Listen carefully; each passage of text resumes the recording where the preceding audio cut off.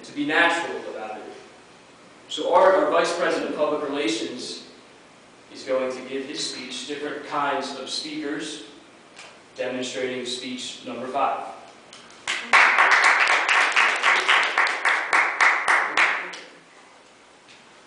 Mr. Toastmaster, fellow members and guests, ladies and gentlemen, tonight is my speech number 5, and I'm going to be talking about different type of speakers. This is some of the things I've seen through my life. Some of you don't know, but I'm in information technology area, and I've been going through many conferences through my entire life. So I've been able to observe some of the speakers, some of the things that I consider that they work for me and the people that go to the conferences, and some of the things that don't work too much for other people that go to these conferences to get the message from the speech or from the presentation that they're trying to do. I will break the speakers into 3 different categories. The speakers that stand usually in one single place. Some of those speakers, that's because of the regulations, or sometimes because of they have a video camera.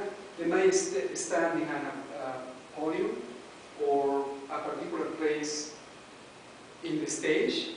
And one of the problems I'm seeing with these speakers is that it might get, if they don't have the tone of voice strong enough or interesting enough, they might get the audience really boring. So one of the signs to watch is for people beginning to look at their watches, or if there's a clock on the wall, they're going to start looking at the wall, or sometimes they might get kind of dozing off and kind of beginning to fall asleep. And some people even begin to snore, so that's probably the most sign that people should avoid those type of things. They need to watch what they do. So just by looking at the audience is one of the things to watch. The second type of speakers are the ones I would call the stage walkers, the ones that go around the stage. And one time I found kind of distracting. One of the speakers who was walking really fast, it actually can be really distracting. I was trying to understand the message that he was trying to portray in front of everybody, and he kept just walking too fast. That was really distracting for me. Another thing that he was doing is that at some point he threw something to the audience, and I was kind of in shock to see he threw actually a T-shirt in a wall. The T-shirt began flying out from the main stage all the way to where I was sitting, and actually I thought it was to hit me, but it hit my co-worker. He had a drink on the table, and actually hit the drink, and the drink spilled on a laptop.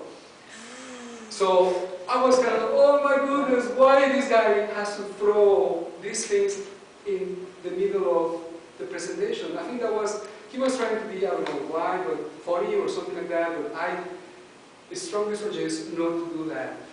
Otherwise, you can be like a daisy cup.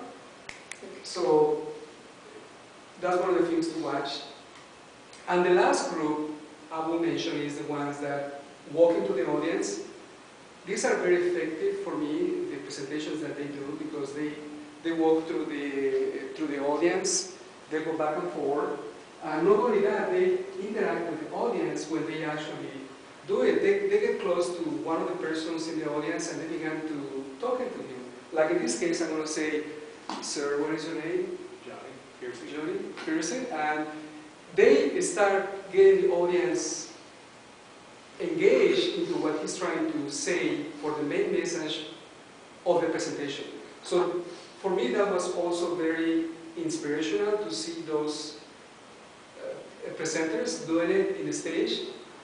Another thing that people do during the presentation, sometimes what they do, they hold something in one of their arm, one of their hands.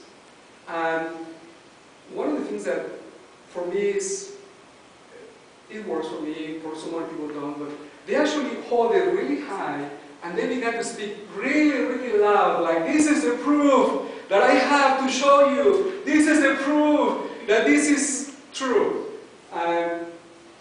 It could be exaggerated, like I'm doing it right now, but I think it works to tell that you have evidence in either a book or a videotape or a CD that what you're doing has evidence that it is true. So that's another thing that I like to say about the presenters. Some of the things that all the presenters have to watch is watch the audience and see what they're doing. And based on that, they can change their tone of voice or do something spontaneous to bring them over. Even sometimes what they can do is like a big pause in the middle of the presentation. Kind of get quiet and see if anybody's paying attention, and then all of a sudden they're going to get the attention from the audience. With that, I conclude my presentation. Mr. Toastmaster.